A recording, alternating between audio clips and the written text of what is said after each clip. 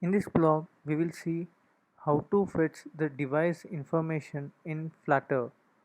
So for which we need to add a dependency device underscore info here, and you may need to update the version according to the latest available. So here in Flutter we are having two different devices like iOS and Android. So we will be getting the information depending upon the variant. So here we have initialized the void main, and we have considered the default app my app here, which is extending a stateful widget, and we have also provided on error here to track the errors and print them for getting to know what kind of error is been occurring here. So here we have defined a map here, which is a device data using which we will be storing our device data and will be printing onto the screen here. So here we have provided two different platforms, as we know, the Android and iOS here.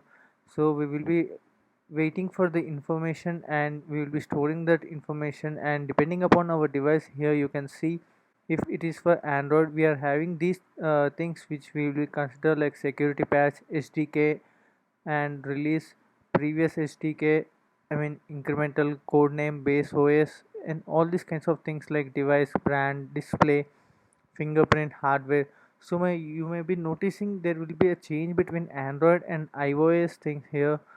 So in the name, system name, model, system version, and release version, machine, all these kinds of things you may see here. We have more options in Android and very less parameters in iOS.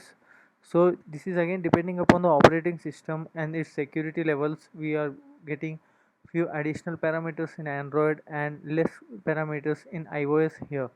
But I am sure these things are much useful for you. Like in Android, these are the available things and they will be useful for you according to the requirement. For example, whenever you are trying to make any application where you want to restrict the user to do a task at once or at least once, so you may need their device information.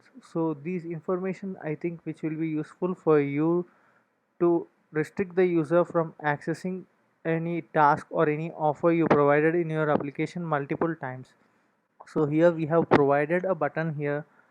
So, and when you tap on the button you will be getting all this information in a form of list view here. So now let us try to see the output on the both Android and iOS devices here. So here on the Android device you can see this is what the information we have got, and brand name is here Google. So we are using a Google Pixel device. So these are the informations and all the hard system features. And now let us try to see the output of the iOS here. So the name of the iOS is the iPhone 11 here, and system version, model, and the identifier for vendor. As you know that iOS has some restrictions and has more security than the Android. We are considering only few parameters here, and here you can see these things as a part of the device info tutorial.